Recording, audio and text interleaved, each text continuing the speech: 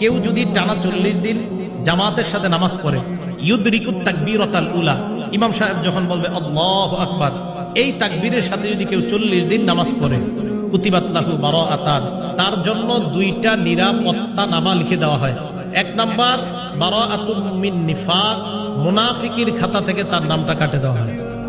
2 number বারাআতুম মিনান নার, জাহান্নাম থেকে তার নামটা কেটে দেওয়া হয়। এই 40 দিন পড়ার পর এরপরে আর নামাজ পড়বে না। কি বলেন? হ্যাঁ, 40 দিন এটা আমরা অভ্যাস করব। কেন বলছি? ওই যে দেখেন, রমজানের আগে অভ্যাসগত গুনাহ রমজানে হয়।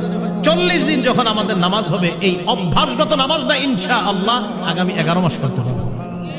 আল্লাহ আমাদের সকলকে, এই শেষ যে কথাটা বললাম, এটাই আজকের আলোচনার সবচেয়ে গুরুত্বপূর্ণ কথা। আমরা ইনশাআল্লাহ নিয়ত করে ফেলি 40 দিন জামাতের সাথে আমরা ইনশাআল্লাহ নামাজ আদায় করব। আল্লাহ পাক রব্বুল আলামিন সকলকে তৌফিক দান করেন। আমিন ওয়া আখিরু দাওয়ানা আলহামদুলিল্লাহি রাব্বিল আলামিন।